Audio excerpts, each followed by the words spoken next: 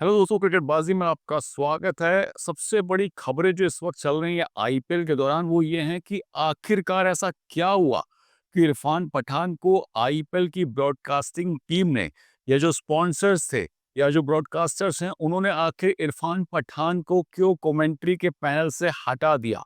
इरफान पठान अपनी बेबाक बात और दो टूक में हर चीज का जवाब देने में यकीन रखते हैं, ये हम सभी जानते हैं। लेकिन बीजीटी के बाद इरफान पठान अब आईपीएल के कमेंट्री पैनल में क्यों नहीं दिखाई दे रहे हैं, ये सवाल हर कोई पूछ रहा है। इरफान पठान, आपको मालूम है कि जब बीजीटी हुआ था तो उस दौरान उन्होंने विराट कोहली को लेकर भी बातें की थी, जहां पर उन्होंने पहले इनिंग के रिकॉर्ड की बात की थी कि जो विराट कोहली का पहला इनिंग होता है टेस्ट क्रिकेट में, टेस्ट मैच में, उसमें उनका जो औसत है वो कितना गिर जाता है।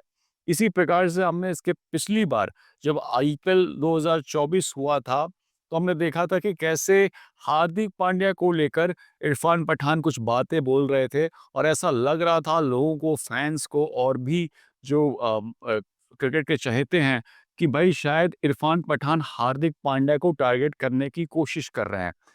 लेकिन क्या वाक़ई में इरफान पठान की कोई ऐसी मंशा होती है जब वो कमेंट्री करते हैं या वो जब भी प्लेयरों के बारे में कुछ इन्फॉर्मेशन दे रहे होते हैं?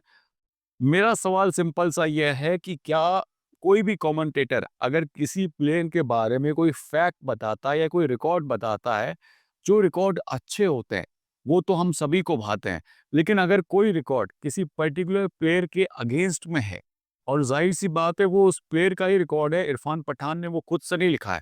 तो ऐसे में क्या किसी कमेंटेटर को जो बाइलिंगुअल कमेंट्री बड़ी अच्छी कर लेता है, जो सोशल मीडिया पर जिसकी प्रेज़ेंस बड़ी अच्छी है और उसको इस तरीके से हटा देना, क्या ये वाजिब है?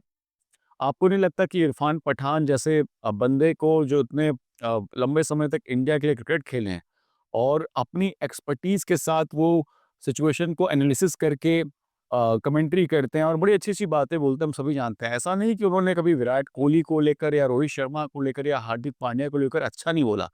ज़्यादातर तो वो उनकी तारीफ़ें ही करते हैं और जब टीम इंडिया परफ़ॉर्म करती है अच्छा, तो हमने देखा है कि उनका सेलिब्रेशन और जिस तरीके से वो दुआएँ देते हैं, हम सभी जानते हैं उसके बारे में।